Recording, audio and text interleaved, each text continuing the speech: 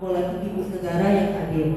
Jadi Bunda minta tolong bagi Pusekdas itu akan ada diskusi dulu untuk menetapkan persiapan karena pasti butuh panitia juga.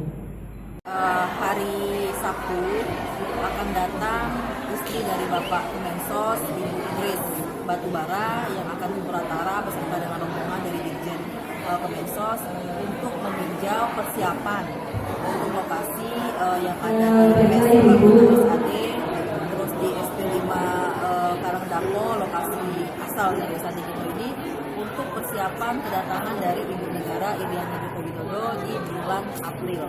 Jadi ini adalah dengan Dinas Sosial Muratara, Bapak Rizal Arifin, Pak Bupati juga, karena banyak yang akhirnya membuat Kemensos dari Jakarta terpikat untuk datang ke Muratara karena menganggap apa yang kita lakukan untuk memperhatikan anak-anak dari komunitas adat tertinggal ini tidak biasa bagi mereka, karena kita sudah dianggap luar biasa program yang dibuat oleh Bupati dan Wakil Bupati dan Dinsos kita untuk memanusiakan manusia secara manusiawi. Itu yang kita tengok sekarang lah adu asrama ini. Sama-sama kita ketahui Bunda sangat konsentrasi dengan anak-anak ini. Bunda tidak menyebut mereka lagi anak suku anak dalam, mereka adalah anak-anak Muratara yang kita sama tahu sebelum diasramakan mereka tidak mendapatkan haknya sebagai masyarakat, tidak ada hak identitas hidup layak, tidak ada hak kesehatan, pendidikan, sehingga Bunda, Pak Bupati,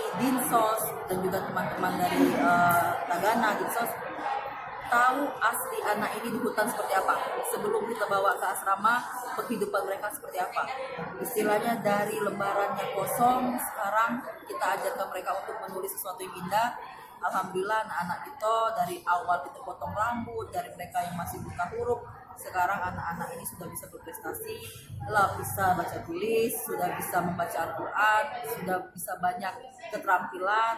Di PKK juga dibina untuk membatik, dibina juga untuk membuat jemputan.